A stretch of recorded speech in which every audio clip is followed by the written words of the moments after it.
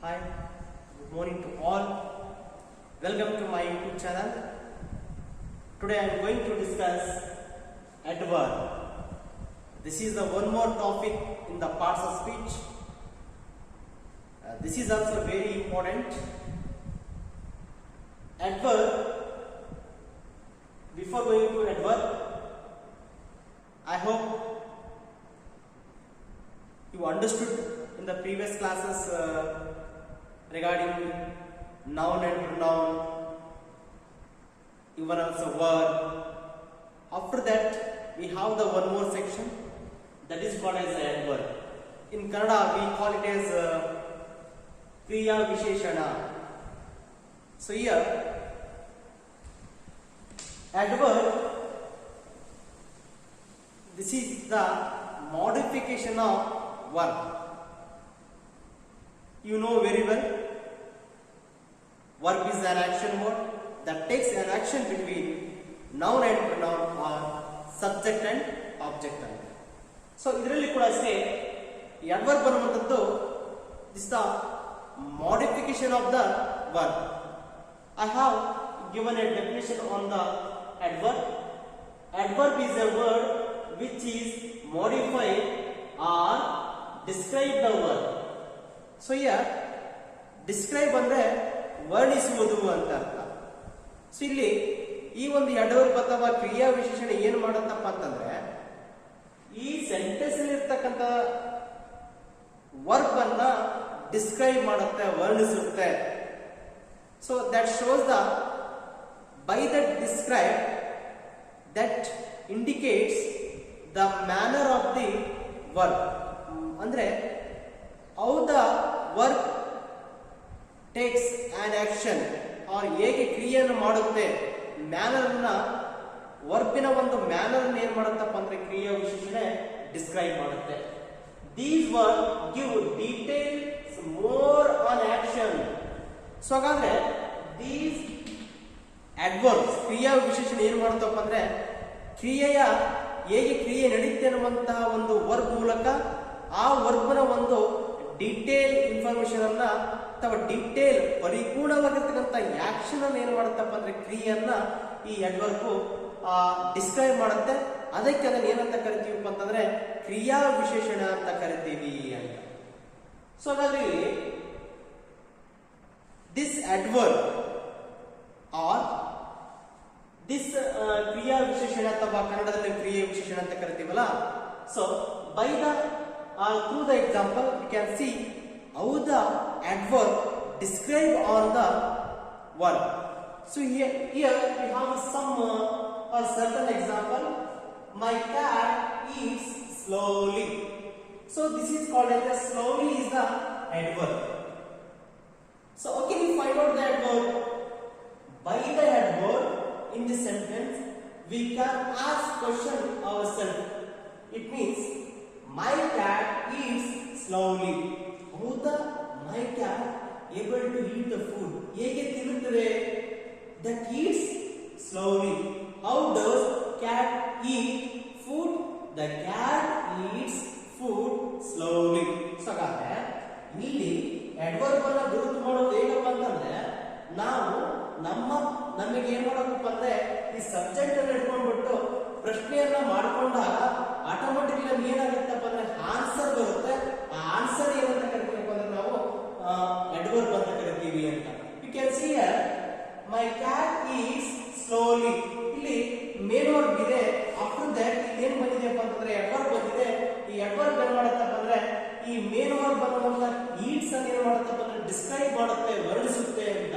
So ಅದು ಯಾವಾಗ ಗೊತ್ತಾಗುತ್ತಪ್ಪ ಅಂದ್ರೆ ನಮಗೆ ನಾವು ಆ ಸಬ್ಜೆಕ್ಟ್ ಅನ್ನು ಇಟ್ಕೊಂಡ್ಬಿಟ್ಟು ಪ್ರಶ್ನೆ ಮಾಡ್ಕೊಂಡಾಗ ನೋಡಿ ನಾವು ಪ್ರಶ್ನೆ ಮಾಡ್ತೀವಿ ಇವಾಗ how does cat eat, how does cat eat ಅಂತ ಪ್ರಶ್ನೆ ಮಾಡಿದಾಗ ನಮಗೆ ಆನ್ಸರ್ ಬರುತ್ತೆ cat eats slowly.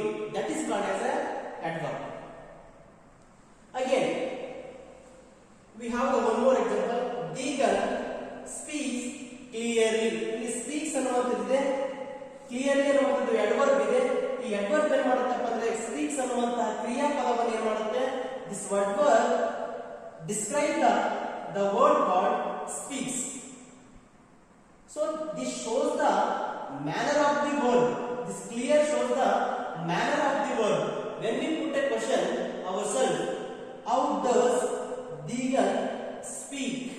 how does Digan speak? The automatically the answer is the Digan speaks clearly. So clearly is the adverb. The next one, Radha comes here. Radha comes here. Comes here. That is called as a adverb. So comes, this adverb is described about or on verb. Then he runs slowly. We don't know. He runs slowly. Slowly is the adverb. This slowly describes the main verb called runs. How does he run? He runs slowly. When we put a question ourselves, how does he run? He runs slowly. Sita speaks fastly. So this fastly is the adverb. Fastly is the adverb. How does Sita speak? So when we put question ourselves, when we ask question ourselves, so answer is she speaks or Sita speaks fastly. So this fastly is we considered as verb. We call in Kannada Kriya Visheshane. That Kriya Visheshane or that adverb describe main verb speaks. ಅದೇನು ಮಾಡುತ್ತಪ್ಪ ಅಂದ್ರೆ main verb ಅನ್ನುವಂತ ಕ್ರಿಯಾಪದವನ್ನು ಏನು ಮಾಡುತ್ತೆ, ಅದರ ಬಗ್ಗೆ more detail action ಅನ್ನ ಯಾವ ರೀತಿ ಅದು ಮೇನ್ ವರ್ಬ್ ಅತಿ ಹೆಚ್ಚಿನ ಆಕ್ಷನ್ ಅನ್ನ ತಗೊಳ್ಳುತ್ತೆ ಅನ್ನುವಂತ ವಿಚಾರವನ್ನು ಏನು ಮಾಡುತ್ತಪ್ಪ ಅಂದ್ರೆ ಕ್ರಿಯಾ ವಿಶೇಷವಾಗಿರ್ತಕ್ಕಂಥ ಫಾಸ್ಟ್ಲಿ ಏನು ಮಾಡುತ್ತೆ ಡಿಸ್ಕ್ರೈಬ್ ಮಾಡುತ್ತೆ ಅಂತ. So next one, I put the mobile carefully on the table. On the table. So ಇಲ್ಲಿ ಕೇರ್ಫುಲಿ ಅನ್ನುವಂಥದ್ದು ಅಡ್ವರ್ಬ್ ಆಗಿದೆ. ಸೊ ಹಾಗಾದ್ರೆ ಯಾವ ರೀತಿ ಅವನು ತನ್ನ ಮೊಬೈಲ್ ಫೋನ್ ಅನ್ನ ಟೇಬಲ್ ಮೇಲೆ ಇಟ್ಟ, ಅದೇನಂತಂದ್ರೆ ಇಡುವ ಅನ್ನುವಂತ ಒಂದು ಆಕ್ಷನ್ ಏನ್ ಮಾಡುತ್ತಪ್ಪ ಅಂದ್ರೆ ಆ ಒಂದು ಕ್ರಿಯಾಪದದ ಮ್ಯಾನರ್ ಅನ್ನ ತೋರಿಸುತ್ತೆ, ನಡವಳಿಕೆಯನ್ನು ತೋರಿಸುತ್ತೆ. ಸೊ ಹಾಗಾದ್ರೆ ಅವನು ಏನ್ ಮಾಡಿದಪ್ಪ ಅಂದ್ರೆ ಕೇರ್ಫುಲಿ ಆಗಿ ಬಹಳ ನಿಧಾನವಾಗಿ ಜವಾಬ್ದಾರಿಯುತವಾಗಿ ಏನ್ ಮಾಡಿದಪ್ಪ ಅಂತಂದ್ರೆ ತನ್ನ ಮೊಬೈಲ್ ಫೋನ್ ಅನ್ನ ಎಲ್ಲಿ ಇಡ್ತಾನಪ್ಪ ಅಂದ್ರೆ ಟೇಬಲ್ ಮೇಲೆ ಇಡ್ತಾನೆ. ಸೊ ಆ ರೀತಿ ಇರ್ತಕ್ಕಂಥ ಮೋರ್ ಡಿಟೇಲ್ ಆಕ್ಷನ್ ಅನ್ನು ಏನ್ ಮಾಡುತ್ತಪ್ಪ ಅಂದ್ರೆ ಅಡ್ವರ್ಬ್ ಆ ವರ್ಬ್ ಬಗ್ಗೆ ಡಿಸ್ಕ್ರೈಬ್ ಮಾಡುತ್ತೆ ಅಂತ. Let us we have the one more example. Rashmika looks very nice. So ಇಲ್ಲಿ very nice ಅನ್ನುವಂಥದ್ದು ಏನಾಗಿರುತ್ತಪ್ಪ ಅಂತಂದ್ರೆ ಅಡ್ವರ್ಬ್ ಆಗಿರುತ್ತೆ. When we put a question, how does Rashmika look? The automatically the answer response is she looks very nice. Here very is describe the main verb called looks. So this is about adverb. So okay, let us move to the some important adverbs are very, extremely, really, totally, then loudly, seriously, fluently and nicely.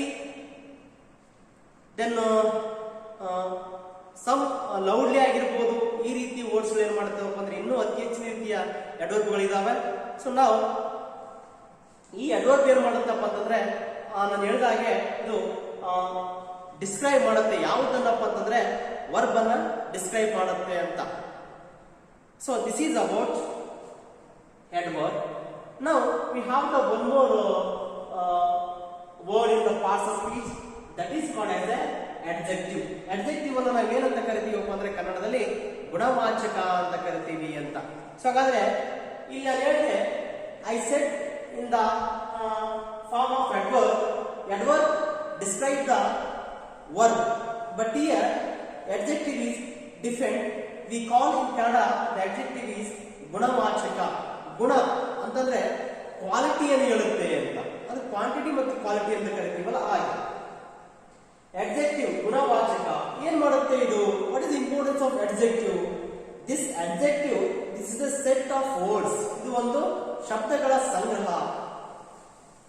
set of a letters, sorry, ಶಬ್ದಗಳ ಸಂಗ್ರಹ ಅಲ್ಲ, set of a letters. Here adjective is a word which describe the noun. Don't become confused. Here the adverb to describe the word, but adjective is different. This adjective describe the noun. So noun is a naming word. We know very well. Noun is a naming word. which indicates the name of person, place, animal, thing called as a noun. ಅಂತಹ ನಾಮಪದಗಳನ್ನು ಏನು ಮಾಡುತ್ತಪ್ಪ ಅಂದ್ರೆ ಇದು describe ಮಾಡುತ್ತೆ, ವರ್ಣಿಸುತ್ತೆ ಅಂತ. ಯಾವುದು? Adjective. So ಈ adjective ಏನು ಮಾಡುತ್ತಪ್ಪ ಅಂದ್ರೆ this adjective we can use before the noun. So ಹಾಗಾದ್ರೆ ಈ ಅಡ್ಜೆಕ್ಟಿವ್ ನ ಏನು ಮಾಡ್ತೀವಪ್ಪ ಅಂದ್ರೆ ಬಿಫೋರ್ ದ ನೌನ್ ಅನ್ನ ನಾವೇನು ಮಾಡ್ತೀವಪ್ಪ ಅಂದ್ರೆ ಯೂಸ್ ಮಾಡ್ತೀವಿ ಅಂತ. ಸೊ ಹಾಗಾದ್ರೆ ಈ ಒಂದು ಅಡ್ಜೆಕ್ಟಿವ್ ಅಲ್ಲಿ ಆ ಸೆಂಟೆನ್ಸ್ ಏನ್ ಮಾಡ್ತೀವಪ್ಪ ಅಂದ್ರೆ ನಾಮಪದಗಳ ಮುಂದುಗಡೆ ಏನ್ ಮಾಡ್ತೀವಿ ಅಂದ್ರೆ ನಾವು ಬಿಫೋರ್ ದ ನೌನ್ ಅಂತ ಹೇಳಿದೀನಿ. ಆ ನಾಮಪದ ಮುಂದುಗಡೆ ನಾವು ಈ ಗುಣವಾಚಕ ಅನ್ನುವಂತಹ ಅಡ್ಜೆಕ್ಟಿವ್ ಅನ್ನ ಒಂದು ವಾಕ್ಯದಲ್ಲಿ ಯೂಸ್ ಮಾಡ್ತೀವಿ ಅಂತ. ಸೊ ಆ ಒಂದು ಗುಣವಾಚಕ describe the noun or pronoun. ಅದು ಏನ್ ಮಾಡುತ್ತಪ್ಪ ಅಂದ್ರೆ ನಾಮಪದಗಳನ್ನ ಅಥವಾ ಉಪನಾಮಪದಗಳನ್ನ ಏನ್ ಮಾಡುತ್ತಪ್ಪ ಅಂದ್ರೆ ವರ್ಣಿಸುತ್ತೆ. So let us or we can understand by the example now. Anil. So Anil is an intelligent student. Anil is an intelligent student. Intelligent ಅನ್ನುವಂಥದ್ದು ಅನಿಲ್ ಅನ್ನು ಏನ್ ಮಾಡ್ತಪ್ಪ ಅಂದ್ರೆ ನೌನ್ ಆಗಿರ್ತಕ್ಕಂಥ ಅನಿಲನ್ನ ಡಿಸ್ಕ್ರೈಬ್ ಮಾಡುತ್ತೆ. How is Anil in the class ಅಂತ how is Anil in the class ಅಂತ ಕೇಳಿದಪ್ಪ ಅಂತಂದ್ರೆ is an intelligent student ಅನ್ನುವಂತ ಒಂದು ರೆಸ್ಪಾನ್ಸ್ ನಮಗೆ ಬರುತ್ತೆ. ಆ ಇಂಟೆಲಿಜೆಂಟ್ ಅನ್ನುವಂತಹ ಅಡ್ಜೆಕ್ಟಿವ್ ಏನ್ ಮಾಡುತ್ತಪ್ಪ ಅಂದ್ರೆ ಈ ಅನಿಲ್ ಅನ್ನುವಂತಹ ವ್ಯಕ್ತಿಯನ್ನ ನಾಮಪದವನ್ನ ಡಿಸ್ಕ್ರೈಬ್ ಮಾಡುತ್ತೆ, ಹೊಗಳುತ್ತೆ ಅಂತ. Taj is a beautiful monument. How is the Taj? Taj is a beautiful monument. Beautiful ಅನ್ನುವಂಥದ್ದು that is called as a adjective. We have one more. The rose is red. The rose is red. So the rose is red. This red ಅನ್ನುವಂಥದ್ದು adjective. This red is described the rose. ಅಂದ್ರೆ ಆ rose ಹೇಗೆ ಇದೆ, ಯಾವ ಬಣ್ಣದಿದೆ ಅಂತ ಕೇಳಿದಾಗ the rose is a red. ಅದು ಒಂದು ರೆಡ್ ಕಲರ್ ಆಗಿರತಕ್ಕಂಥದ್ದು. ಆ ರೆಡ್ ಅನ್ನುವಂಥದ್ದು ಏನು ಮಾಡುತ್ತಪ್ಪ ಅಂದ್ರೆ ಈ ಒಂದು ರೋಸ್ನ ಒಂದು ಗುಣವನ್ನ ಹೇಳುತ್ತೆ ಅಂತ. He is an honest man. He is an honest man. So here the honest is the adjective. This honest describes the noun he. So Jaipur is a pink city. So pink city or that is adjective is the pink that describes the Jaipur. Kolkata is a large city. So which type of city Kolkata? Kolkata is a large city. So large is a adjective. This large describes the noun called Kolkata. Mobile is a useful device. So useful is a adjective. This adjective useful describes the noun called mobile. The next one, Shreya Ghoshal is a good singer. So ಎಂತಹ ಒಂದು ಹಾಡುಗಾರಳಾಗಿದ್ದಾಳಪ್ಪ ಅಂತಂದ್ರೆ ಶ್ರೇಯಾ ಘೋಷಲ್ ಒಬ್ಬ good singer ಆಗಿದ್ದಾಳೆ ಅನ್ನುವಂಥದ್ದು. Good ಅನ್ನುವಂಥದ್ದು ಏನ್ ಮಾಡುತ್ತಪ್ಪ ಅಂದ್ರೆ ಡಿಸ್ಕ್ರೈಬ್ ಮಾಡುತ್ತೆ ಯಾರನ್ನ, ನೌನ್ ಆಗಿರ್ತಕ್ಕಂತಹ ಶ್ರೇಯಾ ಘೋಷಲ್ ಅವರನ್ನ ಏನ್ ಮಾಡುತ್ತೆ ಡಿಸ್ಕ್ರೈಬ್ ಮಾಡುತ್ತೆ ಅಂತ. ಸೊ ನೆಕ್ಸ್ಟ್ ಒಂದು, ಸೊ ಇಟ್ಸ್ ಸೊ ಹಾಗಾದ್ರೆ ಹೇಳಿದೀನಿ it comes before the noun. This adjective comes in the sentence before the noun. ನೋಡಿ, just see here, the student is a noun. Before the noun, adjective is there. Monument is a noun. Before the monument, beautiful is the adjective. Red is a what is called red is the adjective. Then he is an honest man. Man is a noun. Before the man, honest is the adjective. The next one, city is the noun. Before the city, pink is the adjective. Large is adjective. City is the noun. Useful is the adjective. Device is the noun. Singer is the noun. Good is the adjective.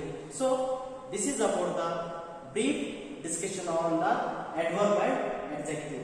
So gadre just you can see the difference between adverb and adjective.